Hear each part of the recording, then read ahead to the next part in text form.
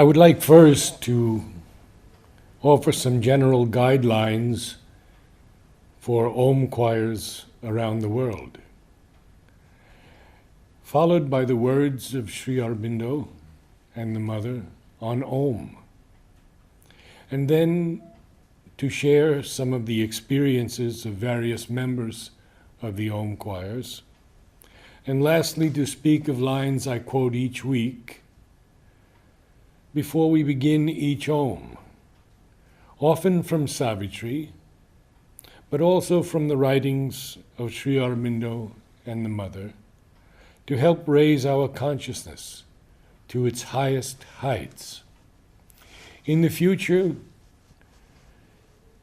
I will also read excerpts from Sri Ramakrishna, Swami Vivekananda, and others on Om, also from the Upanishads.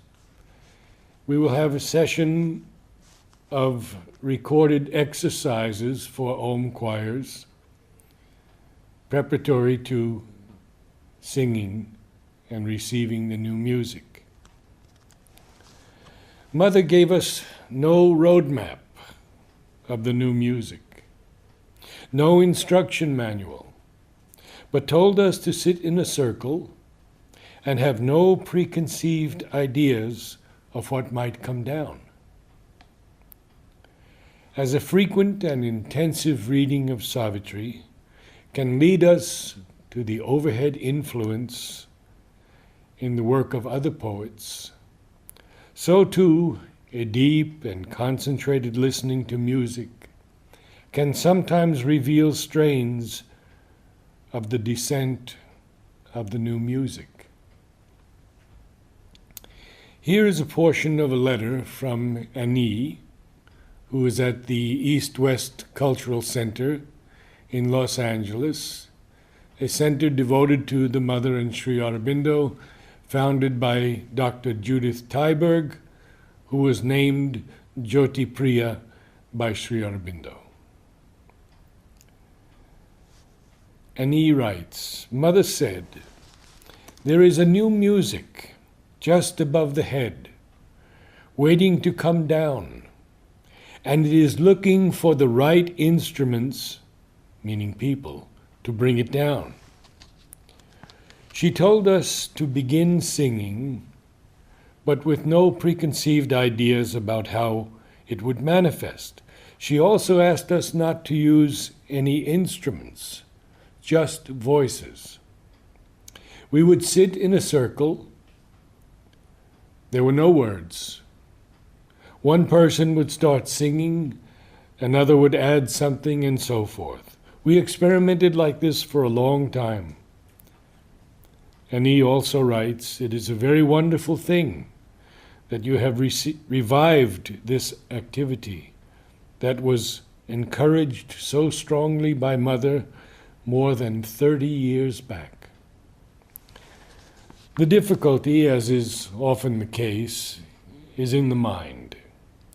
No matter how high the inspiration of the greatest composers of earlier times, be it Bach, Beethoven, Mozart, or Sunil, we must take great care not to allow the mind to fall into already established patterns and repeat the music of the past, but open to that which is seeking to descend and establish itself on earth and in us.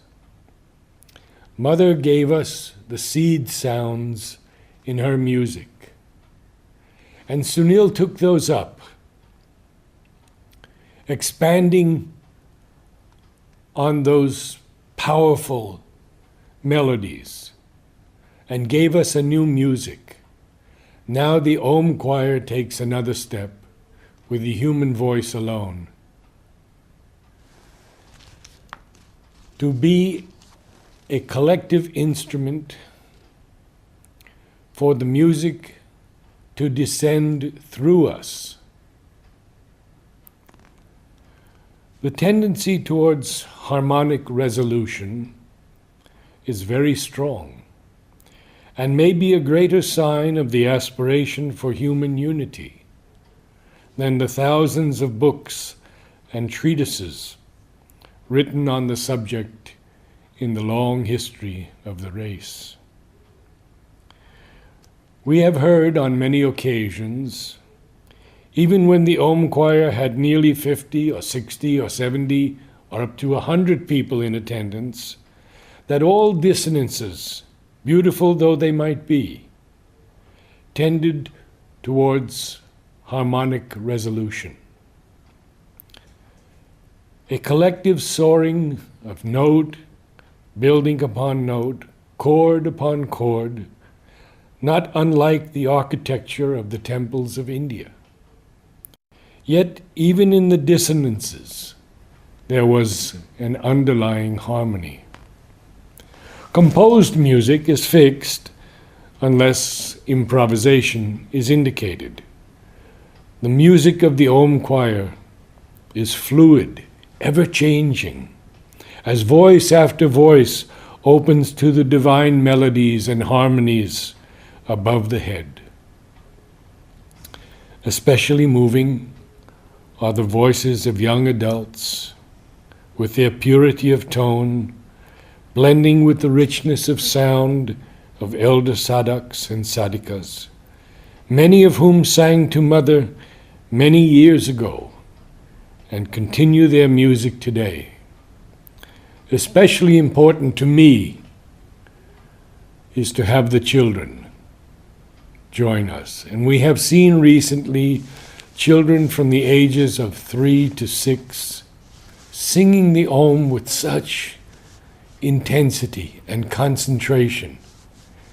They are our future and should be welcomed into all Om choirs. We begin by humming, so there can be no straining or injury to the vocal cords. And I will discuss more about this in the future. Humming also helps with the essential work of blending and uniting us as one sound.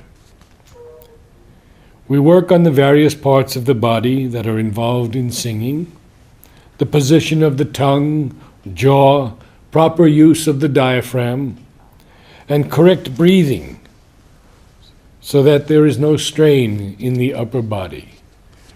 In the exercises DVD, we will go into each part of the body consciousness and how we train it as singers. I believe the most important realization of all Om choirs is to recognize that we are one body, one holy body, called to earth at this time to help bring down the new music of transformation in us and to heal and transform the earth. Although I have often said this in the Om choirs, I would like it to be on record today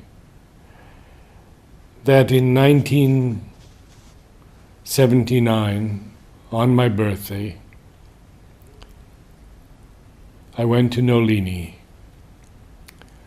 And I spoke to Nolini. I had sent him a letter, actually, a 2-page letter, single-spaced, on the difficulties Oroville was facing. And he answered that letter in detail. To make a long story short, he became very quiet.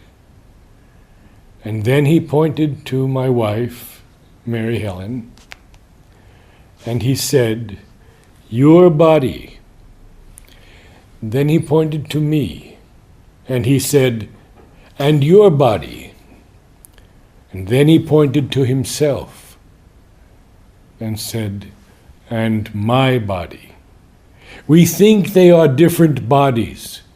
They are not. They are all her body. She has put a part of herself into each of us, truly. One day, I pray that there will be Om choirs throughout the world, and we shall know the power of Om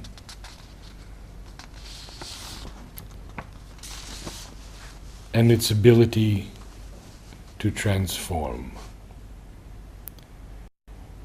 In the Om choir, there are no wrong notes, but we must go deeper and deeper to open to the descent of the new music. All are welcome, even those who have no voice or have difficulty hearing or reproducing a note.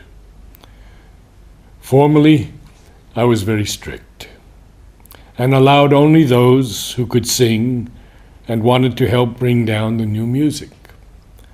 But now, Mother has widened me, and the Om choir is open even to those who would like to sit in silence in its atmosphere and be immersed in the beauty and the power